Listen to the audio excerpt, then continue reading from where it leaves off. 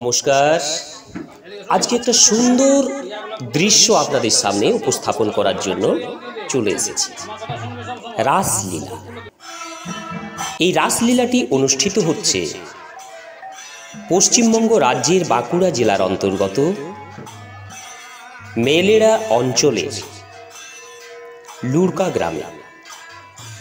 গোস্বামী পরিবারের রাস, যেটি প্রায় ৪৯ বছর ধরে চলছে।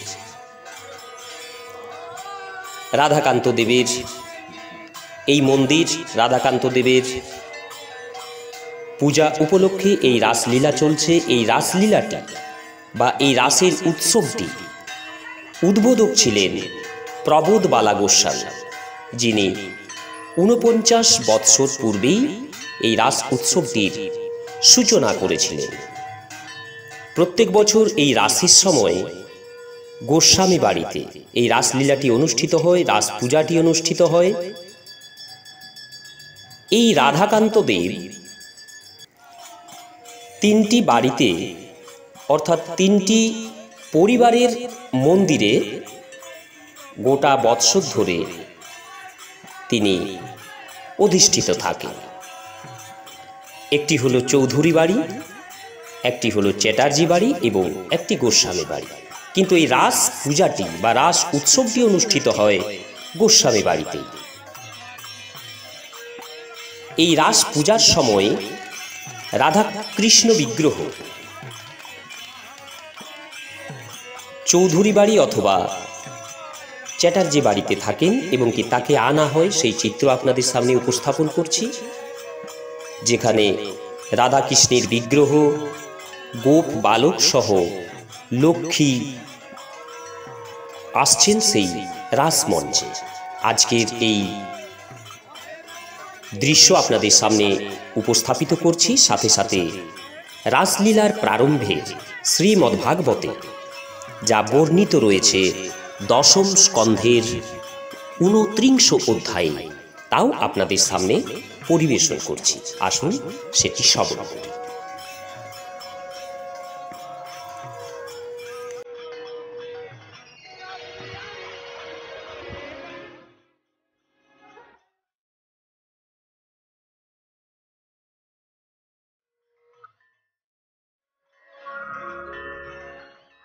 ভগবানোপি রাত্রি শরদোত্ত ফুল্ল মল্লিকা বিক্ষোরন্তু মনুশ্চক্রে উগ মায়ামুপাশ্রিত। শ্রী সুখদেব গোস্বামী পরীক্ষিতকে বললেন, এখন যে প্রসঙ্গে প্রবেশ করতে যাচ্ছি তা শরৎ ঋতুর ঘটনা।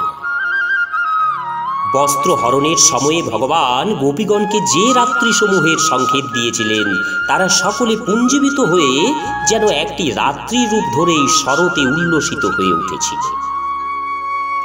শরতের যত সুগন্ধি ফুল, মল্লিকা, মালতী, যুথি প্রভৃতি বিকশিত হয়ে দিব্য সৌরভে ভরিয়ে তুলেছিল আকাশ বাতাস।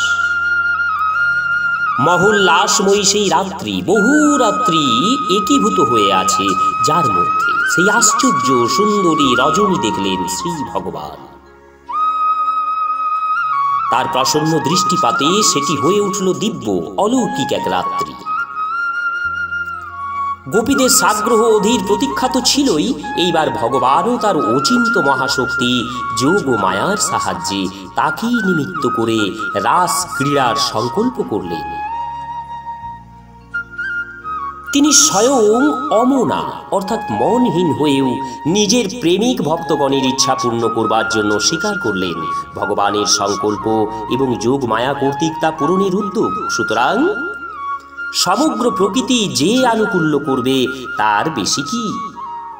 ষোড়শকলায় পূর্ণচন্দ্রদেব উদিত হলেন নিজের সুধামাখা আরক্তিম কিরণ করে, পূর্ব দিক বধূর মুখখানি রঞ্জিত করে, যেন দীর্ঘ অদর্শনের পরে মিলিত প্রিয় তার প্রিয়াকে প্রণয় আদরে অভিষিক্ত করেছে। অমৃতময় সেই জ্যোৎস্নার প্রলেপে তিনি চরাচর সমস্ত প্রাণীর সারাদিনের সকল সন্তাপেও শরৎকালীন সূর্যের প্রখর রৌদ্রদাহে যা উদ্ভূত হয়েছিল সেই মুহূর্তেই দূর করে দিলেন। নবোদিত সেই অখণ্ড মণ্ডল, পূর্ণিমা তিথির চন্দ্রের বর্ণ ছিল নবকুঙ্কুমের মতো রক্তাভ।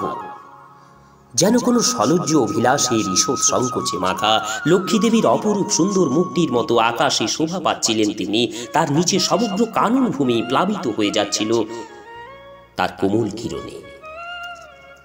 বনে উপবনে উচ্ছ্বলিত হয়ে যাচ্ছিল যেন কোনো লোকোত্তরের অনুরাগ হিল্লোল। সমগ্র পরিবেশটি এইরূপ নিজ দিব্য উজ্জ্বল রস বিস্তারের অনুকূল দেখে ভগবান তার বাঁশিতে ব্রজ সুন্দরীদের মনোহারী অস্ফুট কাম বীজ ক্লিং যুক্ত করলেন এবং মৃদুমধুর তান তুললেন।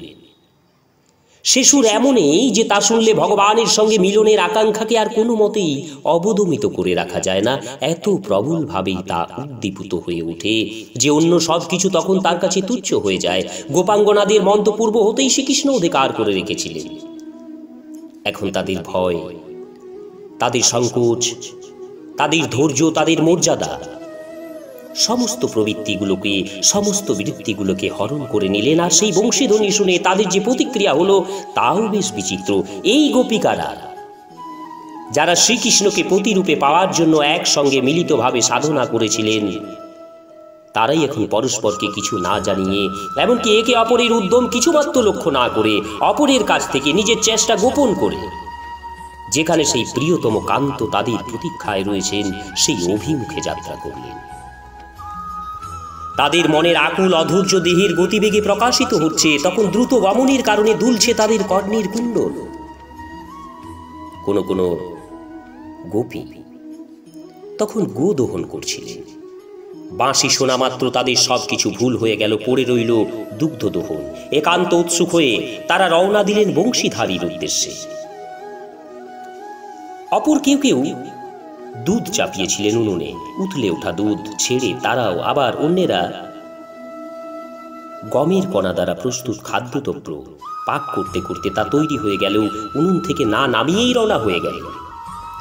যারা অন্যদের খাদ্য পরিবেশন করছিলেন, শিশু সন্তানদের দুগ্ধ পান করাচ্ছিলেন, নিজেদের স্বামীদের সেবা করছিলেন অথবা নিজেরা ভোজন করছিলেন, তারাও সকলেই এইসব কাজ যেমন কাজ তেমনি ফেলে রেখে দিয়ে বেরিয়ে পড়লেন। গোপীরা কেউ কেউ চন্দনাদির দ্বারা অঙ্গরাগ করছিলেন, অপরেরা গাত্রমার্জনে রত ছিলেন, আবার কেউ কেউ চোখে অঞ্জন লাগাচ্ছিলেন, কাজল লাগাচ্ছিলেন। এরা সবই যে যার যে অবস্থায় ছিল ছেড়ে প্রায় সকলেই নিজেদের বস্ত্র, নিজেদের অলঙ্কার বিপর্যস্তভাবে উল্টো পাল্টা ভাবে, নিচের বস্ত্র উপরে, উপরের বস্ত্র নিচে, অঙ্গের পরিধেয় বসন অলঙ্কার অন্য অঙ্গে ধারণ করেই শ্রীকৃষ্ণের কাছে উপস্থিত হওয়ার জন্য যাত্রা করলেন।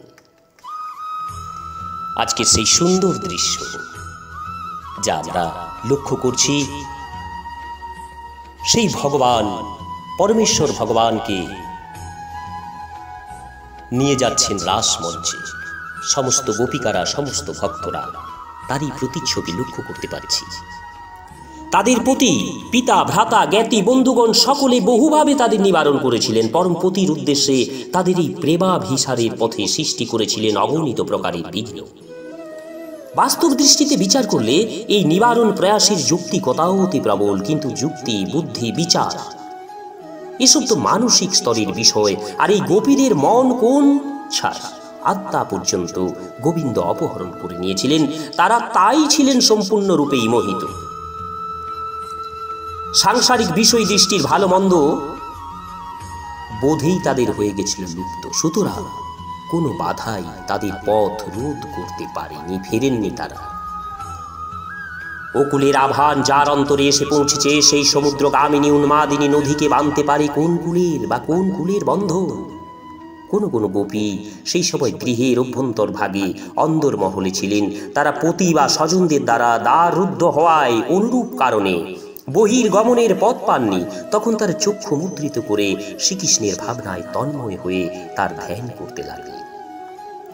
প্রিয়তম শ্রীকৃষ্ণের দুঃসহ বিরহের সুতীব্র দহনে তাদের যে কষ্ট, যে যন্ত্রণা ভোগ হয়েছিল, তার দ্বারা তাদের যা কিছু অশুভ কর্মফল ছিল সেসবই ভস্মীভূত হয়ে গেল। এরপর গভীর ধ্যানে তারা হৃদয়ে ভগবানকে লাভ করে ভাব তনুতে তাকে নিবিড় অশ্লেষে আবদ্ধ করলেন। তখন তাদের যে পরম সুখানুভূতি, যে অসীম শান্তি লাভ ঘটল, তার দ্বারা তাদের সঞ্চিত যত শুভ ফল ক্ষয় হয়ে গেল। অর্থাৎ তাদের সমস্ত পাপ পুণ্য রূপ কর্মফলেই নিঃশেষে ধ্বংস হয়ে গেল। এইভাবে তারা শ্রীকৃষ্ণকে নিজেদের উপপতি বুদ্ধিতেও তার সঙ্গে মিলিত হয়ে তৎক্ষণাৎ সকল প্রকার বন্ধন থেকে মুক্ত হয়ে গুণত্রয়ের বিকাররূপ প্রাকৃত দেহ পরিত্যাগ করলেন। শ্রীকৃষ্ণকে তারা যে কোনো দৃষ্টিতেই দেখে থাকুন না কেন, তত্ত্বত তো তিনি স্বয়ং পরমাত্মা। বস্তু শক্তি কখনোই ভাবের অর্থাৎ তাকে কি ভাবা হচ্ছে তার অপেক্ষা করে না। বিষ মনে করে খেলেও অমৃত পানের ফলে অমরত্বই লাভ হয়। পরম পুরুষের সঙ্গে ভাব সম্মিলনের ফলে গুণময় পাঞ্চভৌতিক দেহ ছেড়ে শ্রী ভগবানের লীলায় সম্মিলিত হওয়ার যোগ্য দিব্য অপ্রাকৃত গুণাতীত শরীর ধারণ করে কৃষ্ণ চরণ মূলে উপস্থিত হলেন এই সাধন সিদ্ধা গোপীগণ। সুখদেবকে রাজা পরীক্ষিত প্রশ্ন করেছিলেন, হে মুনিবর, শ্রীকৃষ্ণকে তো এই গোপীগণ পরম প্রিয়তম বলেই জানতেন, তাকে ব্রহ্ম বলে তো তার ধারণা করেননি তারা। তাদের দৃষ্টি তো মনে হয় প্রাকৃত গুণময় বিষয়ে আবদ্ধ। এই অবস্থায় তাদের ক্ষেত্রে গুণপ্রবাহরূপ এই সংসারের নিবৃত্তি কি করে হওয়া সম্ভব? তার উত্তরে সুখদেব বলেছিলেন, পরীক্ষিত, আমি তো তোমাকে আগেই বলেছি, চেদিরাজ শিশুপাল ভগবানের প্রতি বিদ্বেষ পোষণ করেও নিজের প্রাকৃত শরীর ত্যাগ করে অপ্রাকৃত দেহে তার পার্শ্বদ পদ লাভ করেছিলেন। সেক্ষেত্রে যিনি প্রকৃতি এবং তার গুণসমূহের তথা সর্বেন্দ্রিয়ের অতীত, সেই শ্রী ভগবানের যারা প্রিয়া, তার প্রতি প্রেমে যারা একনিষ্ঠ, যারা অনন্য চিত্তা, সেই গোপীগণ তাকে লাভ করলেন। এতে বিস্ময়ের কি আছে? ভগবান প্রস্তুত প্রকৃতি সম্বন্ধী বুদ্ধি বিনাশ, প্রমাদ, প্রমেয়, গুণ, গুণী এই সকল ভাব সম্বোধাদি দ্বারা অপরিচ্ছিন্ন, সর্বদাই এসবের অতীত। তিনি আবার অচিন্ত অনন্ত অপ্রাকৃত পরম কল্যাণ গুণসমূহের একমাত্র আশ্রয়। এই যে তিনি নিজেকে এবং নিজের লীলা প্রকট করেছেন, তা কেবলমাত্র এই জন্যই যে তার দ্বারা জীবের অশেষ কল্যাণ সাধিত হবে, মানুষ তার মুক্তির পথের সন্ধান পাবে। শুধু তার সঙ্গে সম্বন্ধ স্থাপিত হওয়া দরকার, তার যে কোনো তা ভাবকে আশ্রয় করেই হোক, বা কাম কিংবা ক্রোধ, ভয় কিংবা স্নেহ, ঐক্য কিংবা আত্মীয়তা, সমজাতীয়তা বোধ কিংবা সৌহার্দ্য, বন্ধুত্ব অথবা ভক্তি, যা কিছু যে কোনো ভাবকে ধরে যে কোনো উপায় নিজ বৃত্তিসমূহ নিত্য নিরন্তর তার সঙ্গে যুক্ত থাকলেই হলো। ভগবানের সঙ্গেই তো সংযোগ হয়ে যাচ্ছে, ফলে বৃত্তিগুলি ভগবতমুখী হয়ে যাচ্ছে, আর সেই জীবও ভগবানের সঙ্গে তন্ময়তা লাভ করেছে। তুমি পরম ভাগবত ভগবদ্বত্তের রহস্য সম্পর্কে অনভিজ্ঞ নও। ভগবান শ্রীকৃষ্ণের বিষয়ে এ ধরনের সংশয় তোমার মনে উদিত হওয়া উচিত নয়। সেই জন্মরহিত যোগেশ্বর গণেরও ঈশ্বর ভগবান শ্রীকৃষ্ণের পক্ষে এসব কি কোনো আশ্চর্যজনক ব্যাপার? একটা সার কথা শোনো, তার সংকল্প মাত্রে, ভ্রু সংকেত মাত্রে চরাচর সমগ্র জগতের মুক্তি ঘটতে পারে। যাই হোক, এদিকে ভগবান দেখলেন ব্রজভূমির মূর্তি মাধুর্য রূপা ব্রজ সুন্দরীগণ তার কাছে উপস্থিত হয়েছেন। তখন তিনি অপূর্ব বাণী কৌশলে তাদের বিমোহিত করে বলতে লাগলেন। তার মতো বক্তা সর্বালোকে আর কেই বা আছে? স্বয়ং বাগদেবী তো তার বশীভূতা। শ্রী ভগবান বললেন, স্বাগতম वो মহাভাগা প্রিয়ম কিম করবাণি বহ ব্রজশান্যাময়ম কচ্চিদ্বৃতাগমন কারণম রজন্যেষা ঘোর রূপা ঘোর শতবনিষেবিতা প্রতিশ্যাত ব্রজম নেহো স্ত্রিয়ম স্ত্রীভিः সুবোধমা मातर पीतर पुत्रा भ्रातर पतयश्च बह विचिन्नोन्ति ह पूषन्तो मा क्रीडं बन्धु साध्यशम् तदयातमा चिरं गुष्ठं शुश्रूषद्धं पतिन सती क्रन्दन्ति वत्सबलश्च तान् पययेत दिज्झत अथवा मदभिस्नेहाद भवत्तु यन्त्रितशया अगताहूपपन्नं तत्प्रियन्ते मयि जन्तव भर्तु शुश्रूषणं स्त्रीणां परो धर्मो हेमो यया তদ্বন্ধূনাং চ কল্যাণপ্রজনম চানুপোষণম। দুঃশীলো দুর্ভগো বৃদ্ধো জড়রোগধনঃ পিবা পতিঃ স্ত্রীভির্ন হতো वो लोकेष्णुभिरपातकी। आशर्गमाजशस्यं च फल्गुकृच्छं भयावहं जगुंस्नितं च सर्वत्रोपपत्तं कुलस्त्रिया। श्रवणाद दर्शनाद धनन्मोहि भावहोनुकीर्तनात् न तथा सन्निकर्षेण प्रतियात ततो विहान। শ্রী ভগবান বললেন, হে মহাভাগ্যবতী গোপাঙ্গনাগণ, স্বাগত তোমাদের। বলো, তোমাদের কোন প্রিয় কাজ করে তোমাদের প্রসন্ন করতে পারি? ব্রজের সর্বপ্রকার কুশল তো? এই সময়ে তোমাদের এখানে আগমনের কারণ কি তা আমাকে বলো। এখন রাত্রিকাল, এমনিতেই ভয়ের সময়, তাছাড়া হিংস্র জন্তুরা খাদ্যের অন্বেষণে এখন নিশ্চয় চারিদিকে বিচরণ করছে। সুতরাং হে সুন্দরীগণ, তোমাদের পক্ষে এখানে অবস্থান করা একেবারেই উচিত হবে না। তোমরা দ্রুত ব্রজে ফিরে যাও। তাছাড়া এরকম সময়ে তোমাদের গৃহে না দেখতে পেয়ে তোমাদের মাতা, তোমাদের পিতা, পতি, পুত্র, ভ্রাতা, বন্ধু প্রভৃতি স্বজনগণ নিশ্চয়ই তোমাদের খোঁজ করছেন। তাদের দুশ্চিন্তা এবং উদ্বেগের মধ্যে রেখো না। অবশ্যই আজ রাত্রে এই বনের শোভা অপূর্ব দর্শনীয় হয়েছে, তাতে সন্দেহ নেই। অসংখ্য ফুল ফুটেছে গাছে গাছে, লতায় লতায় সুগন্ধে ভরে আছে চারিদিকে। তার উপর আজ পূর্ণিমার রাত্রি, পূর্ণমণ্ডলে চন্দ্রদেবের কোমল কিরণে ভেসে যাচ্ছে বনভূমি। নিজের হাতে যেন তিনি রঞ্জিত করেছেন। যমুনার জল স্পর্শ করে বয়ে আসছে ধীর সমীর, কাঁপাচ্ছে জ্যোৎস্না বিদ্ধৌত তরুরাজির পল্লবগুলিকে। এই অলৌকিক সৌন্দর্যের দিকে চেয়ে চেয়ে সত্যি যেন আশ মেটে না, ফিরতে চায় না চোখ। তবু বলি, প্রকৃতির এই মোহন শোভায় সাক্ষী তো হলে তোমরা, দেখা তো হলো সব। এবার তোমরা ব্রজে ফিরে যাও, আর দেরি করো না।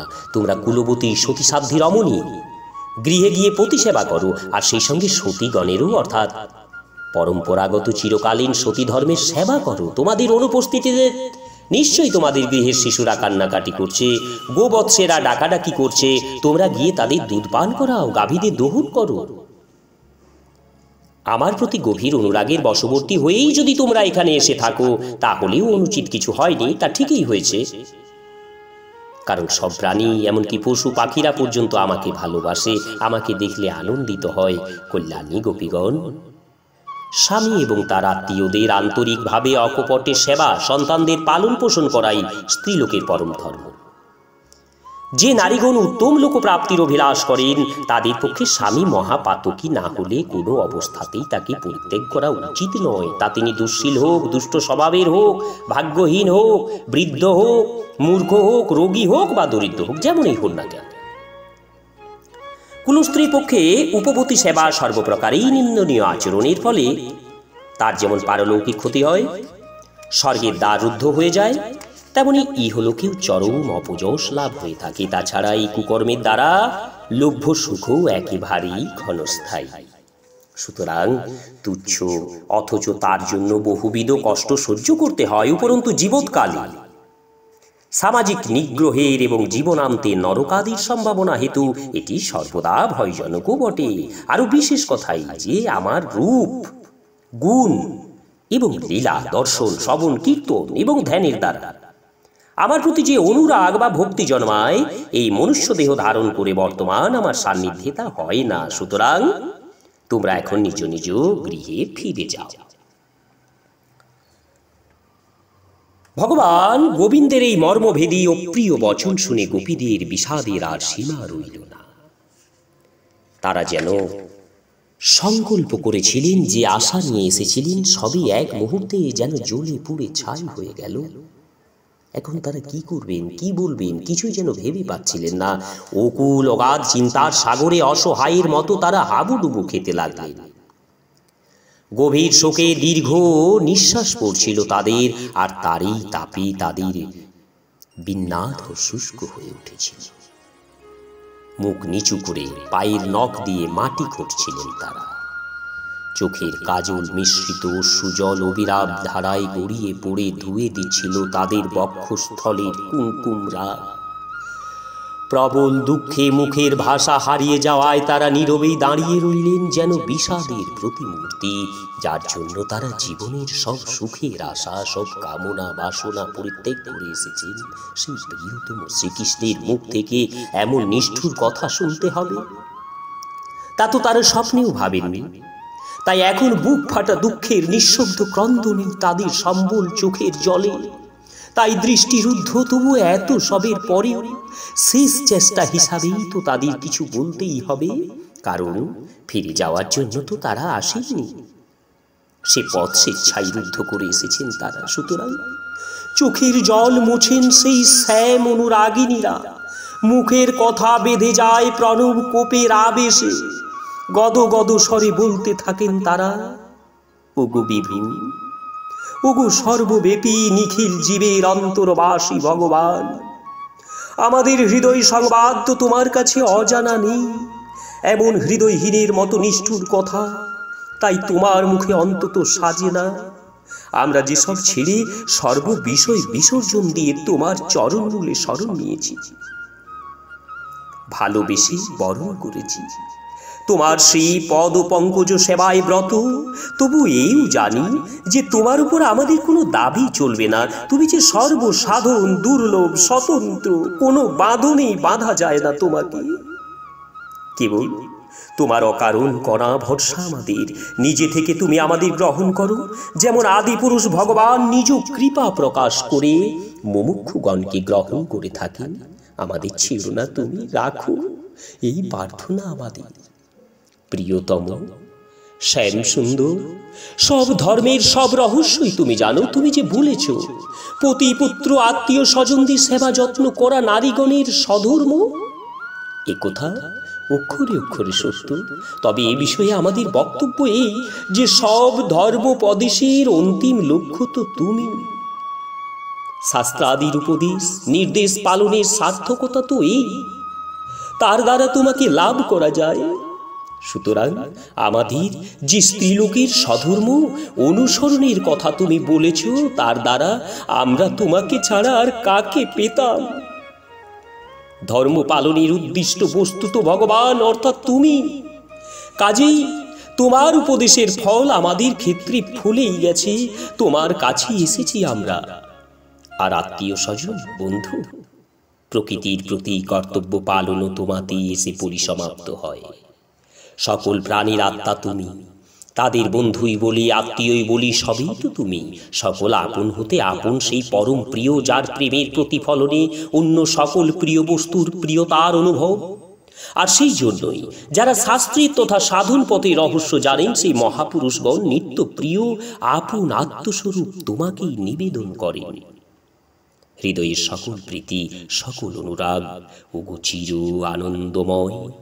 নিত্যকালের প্রেমী তুমি ছাড়া এই পৃথিবীতে যা কিছু হোক, সে পতি হোক, পুত্র হোক, অন্য যে কেউ, শেষ পর্যন্ত তো দুঃখ ছাড়া আর কিছুই দেয় না। কি হবে আমাদের, কি হবে আমাদের সেসবই? আমাদের প্রয়োজন একমাত্র তোমার প্রসন্নতা। তাই তো প্রার্থনা করেছি তোমার কাছে, হে পরমেশ্বর, প্রসন্ন হও। তোমাকে ঘিরে, তোমাকে নিয়ে আমরা দীর্ঘকাল ধরে মনে নিভৃতে লালন করেছি কত আশা ওগো কমল নয়ন। আজ নির্মমভাবে সেই আশালতাটি ছিন্ন করে দিও না, কৃপা করো। এতদিন তো আমাদের চিত্ত গৃহ সংসারেই নিবিষ্ট ছিল, আর সেই জন্য আমাদের হাতও গৃহকর্মেই রত থাকত। আমরা বেশ সুখেই ছিলাম ঘর সংসার নিয়ে, কিন্তু তুমি যে কেমন করে বিনা আয়াসে আমাদের চিত্ত হরণ করে নিলে জানি না। তার ফলে আমাদের পৃথিবী গেল পাল্টে। এখন আমরা যা চিনেছি আমাদের মন কেড়ে নেওয়া তুমি যথার্থ সুখ স্বরূপ। কাজেই সেই তোমাকে ছেড়ে, তোমার চরণমূলের আশ্রয় ছেড়ে, কোনো খেলাঘরের ঠুনকো সুখের লোভে এক পাও যেতে প্রস্তুত নয় আমাদের পদযুগ। মোটেই আর চলছে না তারা। এখন আমরা ব্রজে ফিরে যাই কি করে? আর যদিই বা কোনো ক্রমে যেতে পারি, তবু সেখানে গিয়ে করবই বা কি? ওগো চির মধুর প্রাণসখা, তোমার মধুর হাসি, তোমার প্রেম ও স্নিগ্ধ দৃষ্টিপাত, তোমার মোহন সঙ্গীত, সবই তো অনন্ত মাধুর্যের খনি। আর এই সবই আমাদের হৃদয়ে জন্ম দিয়েছে তোমার প্রতি এক অনিবর্জনীয় ভালোবাসার, সৃষ্টি করেছে দুর্নিবার মিলনাকাঙ্ক্ষা, যা আগুন হয়ে পোড়াচ্ছে আমাদের। এই আগুন নিভিয়ে দাও তুমি, তোমার অধর সুধার ধারায় শান্ত হোক আমাদের এই দহন জ্বালা। আর তা না হলে এই আগুনের সঙ্গে তোমার বিরহ বেতার আগুন যুক্ত হয়ে দ্বিগুণ তেজে প্রদীপ্ত হোক। তাতে আমাদের দেহ সমর্পণ করে আমরা ধ্যান যোগে তোমার চরণাশ্রয়ে চলে যাই। আমরা তো জানি তোমার চরণতল স্পর্শে সৌভাগ্য স্বয়ং লক্ষ্মী দেবীরও একান্তই খুশি। ক্ষণকালের জন্য তা লাভ করলে তিনি পরমোৎসব মনে করেন, অথচ ওগো কমল নয়ন, অবোধ সরল অরণ্য জনের প্রতি তোমার কি যে এক দুর্বুদ্ধ পক্ষপাতিত্ব। লক্ষ্মী দুর্লভ তোমার চরণ এই বৃন্দারণ্যের ধূলিপথে ইতস্তত বিচরণ করে। সেই অকারণ করুণারই ফলশ্রুতি রূপে কোনো এক শুভক্ষণে আমরাও যে লাভ করেছি সেই অমল কোমল চরণ কিশলয় স্পর্শ। আর সেই মুহূর্ত থেকে সেই যে তোমার প্রসাদ রসে আমাদের জীবন অভিষিক্ত হয়েছে, তুমি নিয়েছো আমাদের এই সংসারের ধূলি মলিনতা থেকে মুক্ত করে পবিত্র করে তোমার বলে চিহ্নিত করে দিয়েছো প্রিয়তম। সেই থেকে আর অন্য কারো সংসর্গ আমরা সহ্যই করতে পারি না। তুমি ছাড়া সবকিছুই এখন আমাদের কাছে অরুচিকর, নীরস, বিশ্রাম।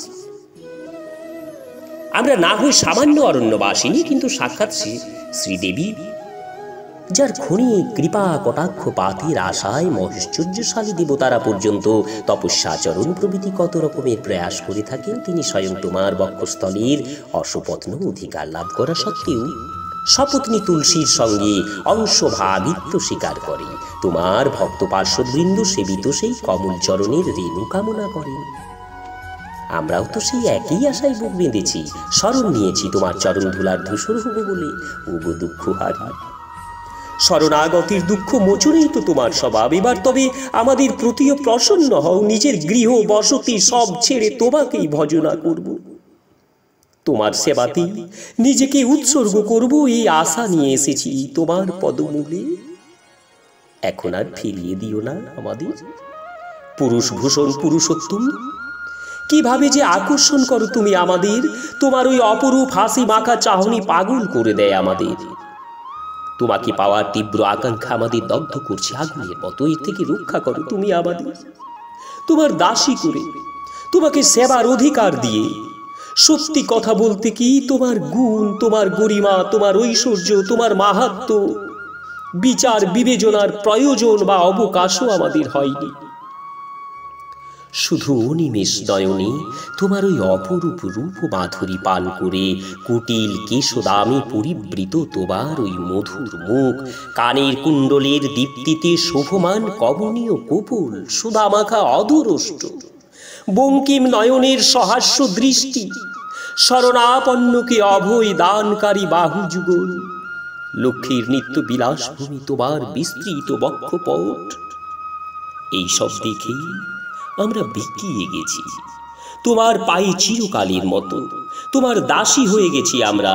ইন্দ্রিয়ের দ্বার দিয়ে কোনো অতীন্দ্রিয়ের আস্বাদ এনে দাও যে তুমি। বাঁশিতে তোমার কি তান বাজে, কোন স্বর, কোন অলৌকিক সুরের মূর্ছনা। শ্রবণ পথে প্রবেশ করে যা মুনির মানস কেউ করে তোলে চঞ্চল, সেই বিশ্ব বিমোহন গীতধারামৃতের আকর্ষণে। আর তোমারই রূপ, যার একটি কণা খরিত হয়ে তিন ভুবনের সকল সৌন্দর্য, সকল মাধুর্যের জন্ম দিয়েছে, যা দেখে মানুষ তো কোন ছাড়, গোবৃন্দ থেকে শুরু করে সকল পশু, সকল পাখি, এমনকি বৃক্ষরাজি পর্যন্ত পুলকিত রোমাঞ্চিত হয়ে ওঠে। স্থূল দর্শনেন্দ্রিয়ে যা প্রত্যক্ষ করে লৌকিক ধর্মের তথাকথিত সাধু আচারের পথ থেকে ভ্রষ্ট না হয়ে পড়ে। এমন কেউ আছে কি, কোন স্ত্রী, কোন পুরুষ, লোকাতীতের আভান যার কাছে এসে পৌঁছেছে, তাকে বাঁধবে কোন লোকাচার? আমরা নিশ্চিতভাবেই জানি, যেমন ভগবান আদি পুরুষ নারায়ণ সুরলোকে রক্ষাকর্তা, তেমনি তুমি ব্রজভূমির সকল ভয়, সকল দুঃখ হরণের জন্যই জন্ম নিয়েছ। আর আমরা এ বিষয়ে অজস্র প্রমাণ পেয়েছি, বিশেষ করে দীন দুঃখী অসহায়ের প্রতি তোমার অসীম কৃপা। ওগো আর্তবান্ধব, আমরাও যে একান্ত কাতর, নিতান্ত আসরণ। তোমার এই মঙ্গলময় করকমলের অভস্পর্শ দাও আমাদের শিরে, আমাদের তপ্ত বক্ষে তোমার এই দাসীদের হৃদয় জ্বালা শান্ত হোক। গোপাঙ্গনাদের এই ব্যথিত ব্যাকুল আরতি ভরা নিবেদন শ্রী ভগবানের হৃদয়ে কৃপার উদ্রেক ঘটাল। তিনি তো যোগেশ্বর গণের ঈশ্বর, আত্মারাম। আপনাতে আপনি আনন্দমগ্ন। তার সুখ বা আনন্দ কোনো বাহ্য বস্তুর উপর নির্ভরশীল নয়। তথাপি তিনি তখন ভক্তগণের প্রার্থনা পূরণ কল্পে সদয় হাসতে নিজের অনুমোদন জ্ঞাপন করে তাদের অভিপ্সিত আনন্দদানে প্রবৃত্ত হলেন। তখন তিনি নিজের সমস্ত আচরণ, ভাবভঙ্গি গোপীগণের ইচ্ছার অনুকূল করে দিলেন। অর্থাৎ গোপীগণ তাকে যেভাবে পেতে চাইছিলেন, তার কাছ থেকে যে ব্যবহার আকাঙ্ক্ষা করছিলেন, ভগবান সেই মতোই আচরণ করতে লাগলেন। যদিও তার অখণ্ড এক রস স্বরূপতার এতে কোনো হানি হলো না। তিনি অচ্যুতই রইলেন। প্রসন্ন হাস্যে উদ্ভাসিত তার মুখে কুন্দকলি স্বদেশ দন্তপঙ্ক্তি দীপ্তি বিস্তার করছিল। গোপীরা তাদের নয়নানন্দ স্বরূপ তাকে প্রাণ ভরে দেখছিলেন। তার স্নিগ্ধ কটাক্ষ পাতে তার প্রতিও ভগবানের গভীর অনুরাগ প্রকাশ পাচ্ছিল। এই অনন্য নিষ্ঠ প্রীতি রসের অনুভবে গোপীদের মুখ কমলগুলি আনন্দ উৎফুল্ল হয়ে উঠেছিল। চারপাশে তাদের দ্বারা পরিবেষ্টিত হয়ে তিনি তখন তারকারাজিতে পরিবৃত চন্দ্রের মতো শোভা পাচ্ছিলেন। শত শত গোপবণিকাদের মধ্যে ভগবান তখন যূথপতিরূপে বিরাজ করছিলেন। গোপাঙ্গনারা সুস্বরে তার কীর্তিগাথা গান করছিলেন, আবার তিনিও গানের মাধ্যমে তাদের প্রেম মাহাত্ম্য খ্যাপন করছিলেন। গলায় বৈজয়ন্তী মালা ধারণ করে এইভাবে গোপীগণের সঙ্গে নিয়ে তিনি বনভূমিতে শোভাবর্ধন করে বিচরণ করতে লাগলেন। ক্রমে ক্রমে তারা যমুনার হিম শীতল বালুকাযুক্ত তটভূমিতে এসে উপস্থিত হলেন। সেখানে নদীর তরঙ্গের উপর দিয়ে বয়ে আসছিল সুখ স্পর্শ বায়ু। রাত্রে প্রস্ফুটিত কুমুদ ফুলের সুগন্ধে তা ছিল আমোদিত। সেই বায়ু সেবনে প্রীত ভগবান গোপীগণের সঙ্গে আনন্দ বিহার করতে লাগলেন। ভগবান এই সময়ে গোপলালনাদের দিব্যোজ্জ্বল প্রেম রস উদ্ঘোষিত করার জন্য সব রকম প্রয়াসী হলেন। কখনো হাত বাড়িয়ে বুকে টেনে নিলেন, কখনো তাদের শরীরের বিশেষভাবে স্পর্শ সচেতন স্থানসমূহ যথা বাহু, ললাট, কপলাদিলগ্ন চূর্ণ কেশ, উরু, নিবিবন্ধন স্থান, বক্ষদেশ প্রভৃতি চৈতন্য কেন্দ্রগুলিতে নিজ কর সঞ্চালন এবং সেই সঙ্গে স্থানে স্থানে মৃদু নখাগ্র সম্পাতের মাধ্যমে নিজ চিন্ময় স্পর্শ সঞ্চারিত করে তাদের তনুসমূহের ভাগবতী সত্তার পূর্ণ উন্মেষ সম্পাদন তথা লীলা ভঙ্গিমাময় দৃষ্টিপাত এবং আলোক সুন্দর হাসির প্রেরণায় সেই ব্রজ সুন্দরীদের অপ্রাকৃত অনঙ্গ চেতনার উন্মেকরণের ঘটিয়ে তাদের পরমানন্দময় মিলন সুধা সাধন করার পরম মৌদার্যময় সর্বব্যাপী ভগবান শ্রীকৃষ্ণের কাছ থেকে এইরূপ সমাদর লাভ করে সেই গোপীগণ নিজেদের সংসারের সকল স্ত্রীলোকদের তুলনায় শ্রেষ্ঠ বলে মনে করতে লাগলেন। তাদের মনে কিঞ্চিত মান গর্বের উদয় হল। ভগবান যখন দেখলেন যে সেই ব্রজরমণীগণ নিজেদের সৌভাগ্যে গর্ববোধ করছেন, কেউ বা মানবতীও হয়েছেন, তখন সে গর্ব প্রশমনের জন্য এক মনোভঞ্জন করে প্রসন্নতা বিধানের উদ্দেশ্যে তিনি সেইখানে অন্তর্ধান করলেন।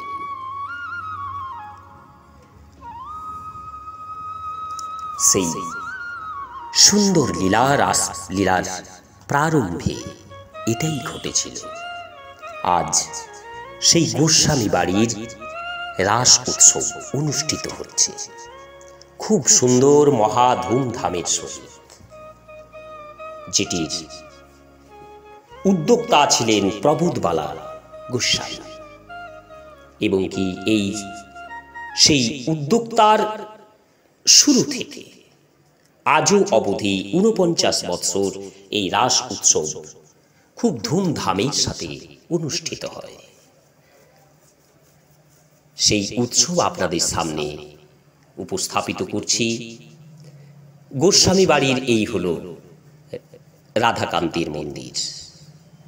বর্তমান পূজারী গোস্বামী বাড়ির যিনি পুজো করছেন সেই রাধাকান্ত মন্দির, রাধাকান্তর বিগ্রহ, রাধারানীর বিগ্রহ এখন রাসমঞ্চে রয়েছে, সেখানে পুজো চলছে খুব ধুমধামের সহিত। এই সেই রাসমঞ্চ যেখানে মহা সমারোহে রাস উৎসব পালিত হচ্ছে, অনেক ভক্তদের সমাবেশে।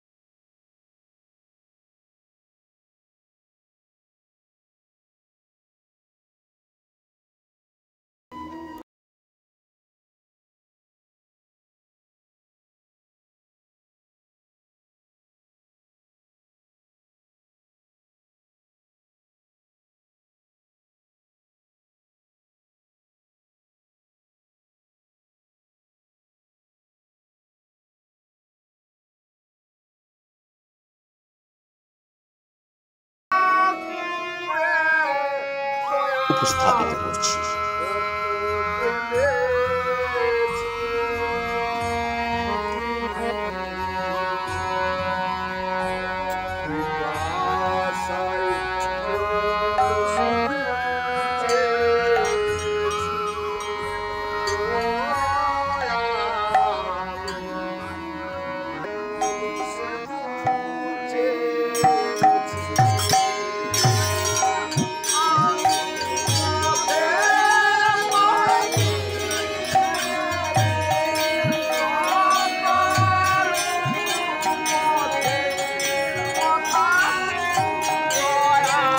এই রাস উপলক্ষে প্রত্যেক বৎসরেই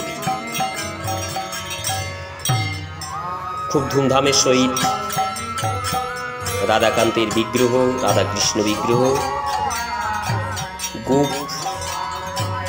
গোপাল সহ লক্ষ্মী মাতার বিগ্রহ সহ এই রাসমঞ্চে তাদের আনা হয় এবং কি সেখানে রাসটাস পুজোর পরেই সমস্ত পুজো কমপ্লিট হওয়ার পরেই সেই বিগ্রহকে আবার পৌঁছে দেওয়া হয় চ্যাটার্জি অথবা চৌধুরী বাড়িতে। পুজো চলছে, আমরা লক্ষ্য করছি এই সেই রাধাকান্তের বিগ্রহ।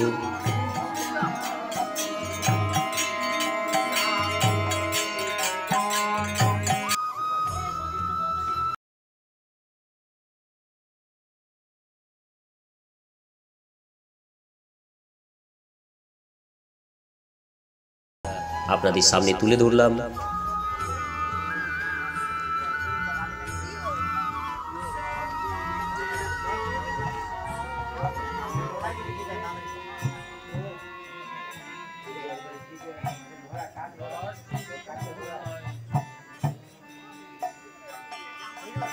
বিভিন্ন উপাচারের সহিত পুজো চলছে। এই সেই রাধা কৃষ্ণের বিগ্রহ। কমেন্ট বক্সে অবশ্যই লিখবেন জয় রাধা কৃষ্ণ, রাধা কৃষ্ণ কি জয়, जय राधा रानी की जय, जय श्री कृष्ण।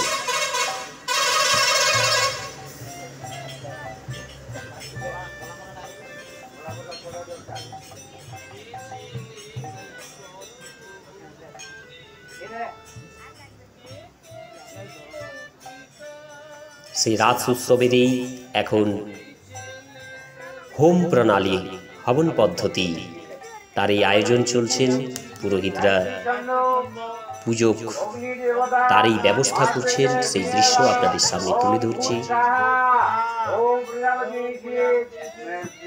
ছন্দ বায়ু দেবতা মহাবিদ্যে বিনিয়োগা ওম ভুবস্বাহা ওম প্রজাপতি ঋষি অনুচ্চুপ ছন্দ সূর্য দেবতা মহাবিদ্যে বিনিয়োগা ওম স্বাহা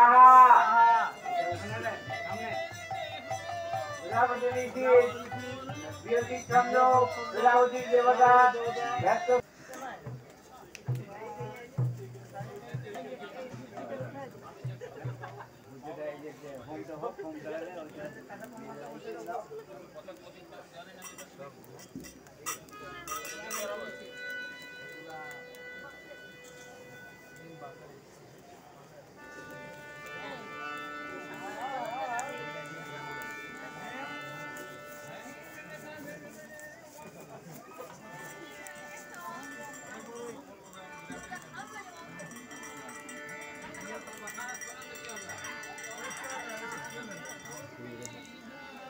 এখন সেই আরতি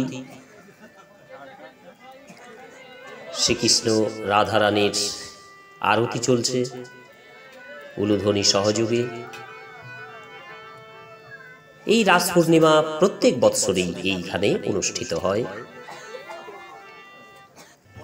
রাধারানীর কৃপায় এই রাস উৎসব যেন দীর্ঘজীবী হয় এবং উত্তরোত্তর ভক্তদের মনে আরো আলোড়ন সৃষ্টি করে, আরো ভক্তি জন্মে এবং কি উত্তরোত্তর আগামী বর্ষগুলিতে যাতে এই রাস উৎসব আরো জাঁকজমকভাবে অনুষ্ঠিত হয়, এটাই রাধারানীর নিকট চাইব, আশীর্বাদ চাইব।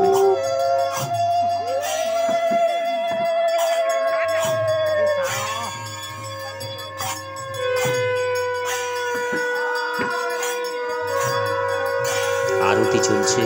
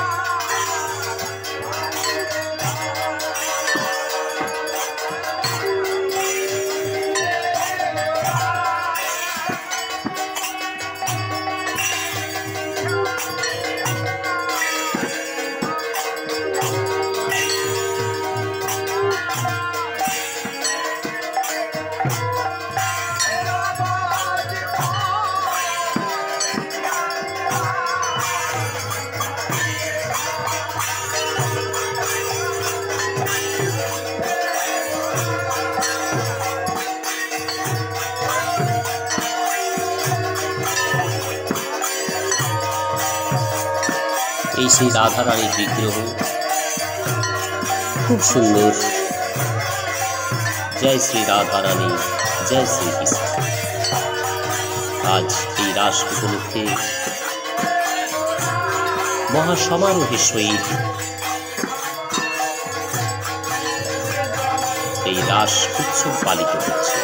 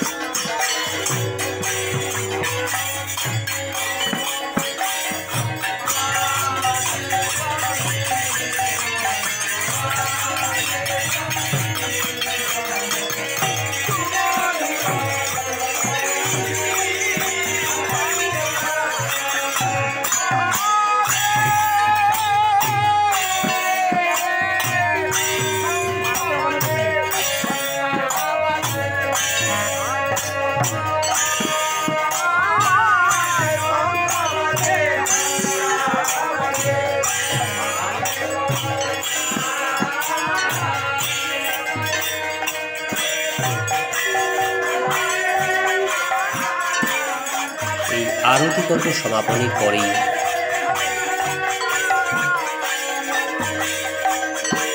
আরও কি কি এই উৎসবকে ঘিরে পুজো উপলক্ষে কি কি হয়েছে তাও আপনাদের সামনে উপস্থাপন করব।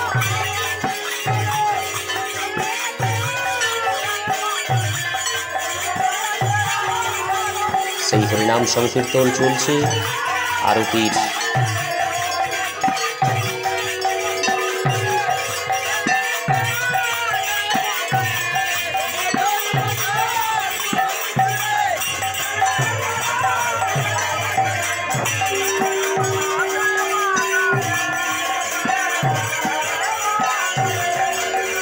খুব সুন্দর দৃশ্য।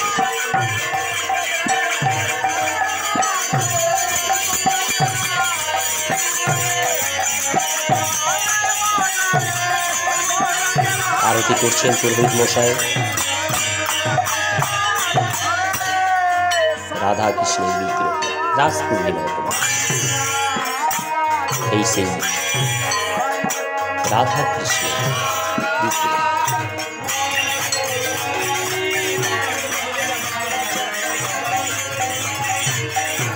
চামচ তাদের ব্যজন করা হচ্ছে।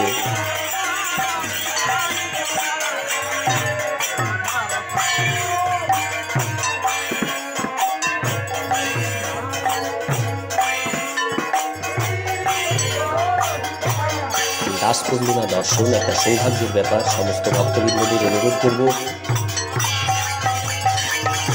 এটি দর্শন করার জন্য।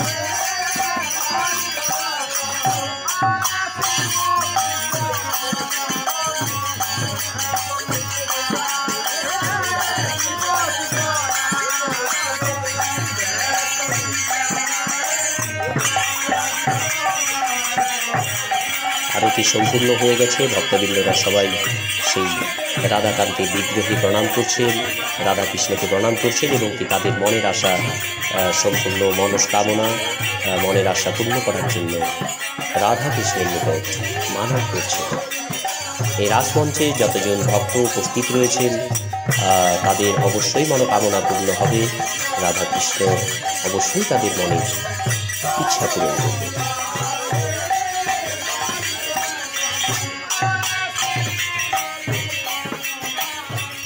যারা ভিডিওটি দেখছেন তাদের অনুরোধ জানাবো কমেন্ট বক্সে অবশ্যই রাধা রানী কি জয়, রাধে রাধে, জয় শ্রীকৃষ্ণ এই কমেন্টটি অবশ্যই লিখবেন। আপনারও যাতে মনোকামনা পূর্ণ হয় এই উদ্দেশ্য নিয়ে অবশ্যই রাধা রানী দেবী কৃষ্ণ অবশ্যই তাদের মনের আশা অবশ্যই পূর্ণ করবে। সুন্দর আমরা এই দৃশ্য আজকে পেয়েছি, যেটা ভিডিওর মাধ্যমে আপনাদের সামনে উপস্থাপন করছি। খুব সৌভাগ্য আমাদেরও।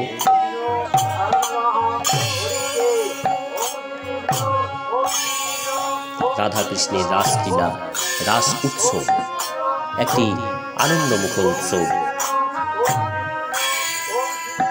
যা চলছে।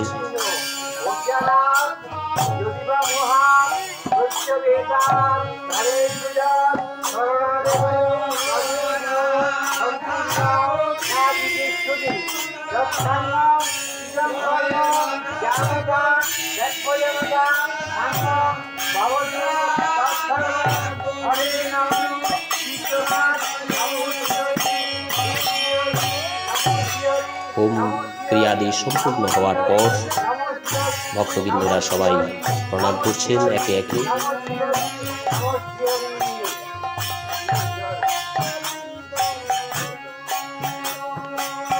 রাধারাম সংকীর্তনও চলছে একদিকে,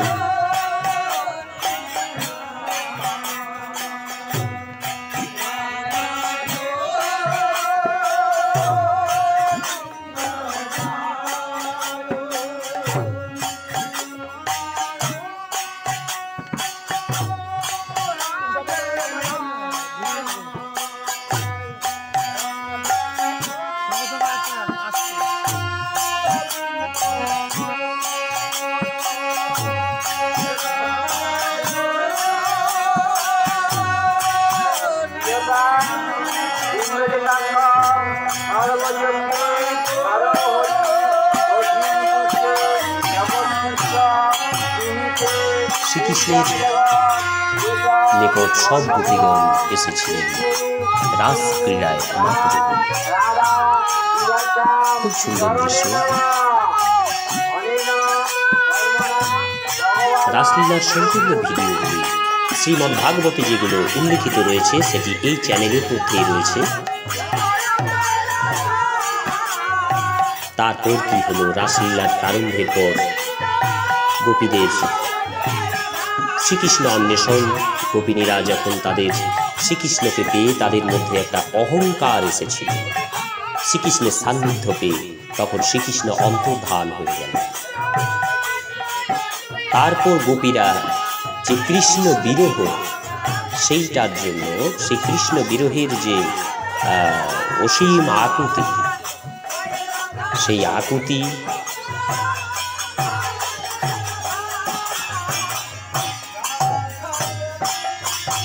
এবং কি মহারাসের বর্ণনা সবই এই চ্যানেলে দেওয়া রয়েছে। অনুরোধ জানাবো আপনারা সেগুলিও যদি ভালো লেগে থাকে তাহলে দেখতে পারেন।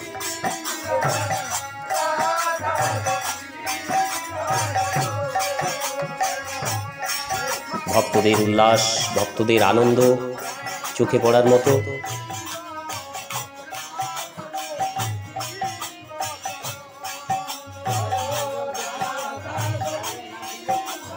जय श्री कृष्ण, जय राधा राम, राधे।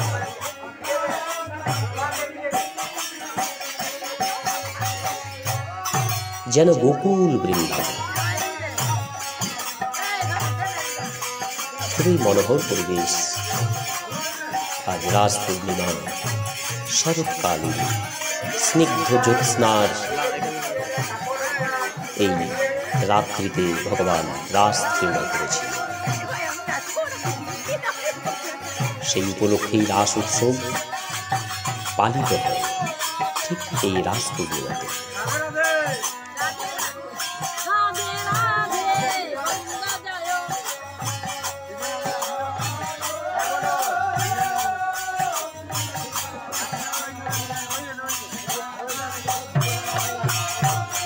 রাধারাম সংকীর্তন চলছে, এদিকে পুজো প্রায় শেষের মুখেই।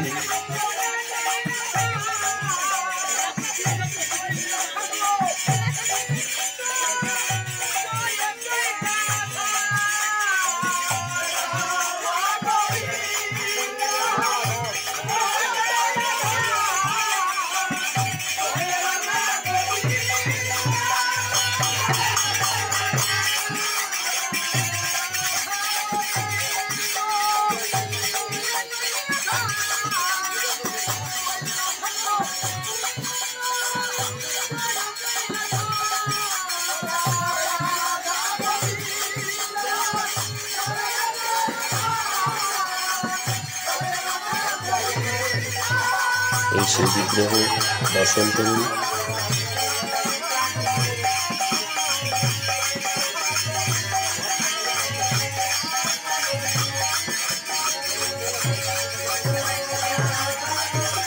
পুজো সম্পূর্ণ।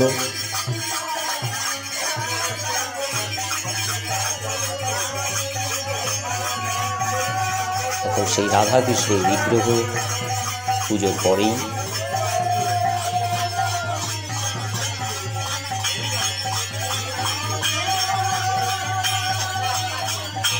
তাদের আবার সেই যেখান থেকে আনা হয়েছে সেখানে আবার তাদের পৌঁছানোর একটা প্রস্তুতি পর্ব চলছে। আমরা লক্ষ্য করছি আবার রাধারানী এবং শ্রীকৃষ্ণ, গোপাল, লক্ষ্মী দেবী সবাই আবার সেই জায়গায় ফিরে যাচ্ছে।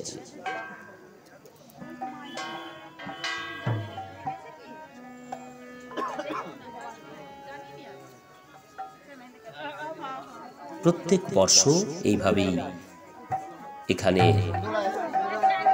রাসের উৎসব পালিত হয় মহা ধুমধামের সহিত। শ্রী রাধে কৃষ্ণ, গোপাল এবং লক্ষ্মী দেবীর বিগ্রহ আবার সেই জায়গায় পৌঁছে দেওয়া হচ্ছে।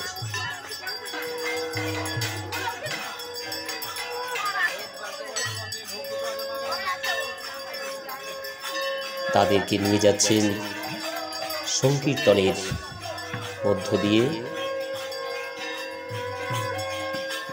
রাধার নাম কীর্তন করে, কৃষ্ণের নাম কীর্তন করে তাদেরকে আবার সেই জায়গায় পৌঁছে দেওয়া হচ্ছে।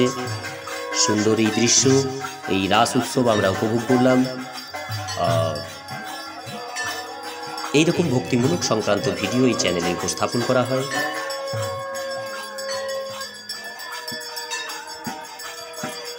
যদি ভিডিওটি কেমন লাগলো অবশ্যই কমেন্ট বক্সে লিখে জানাবেন।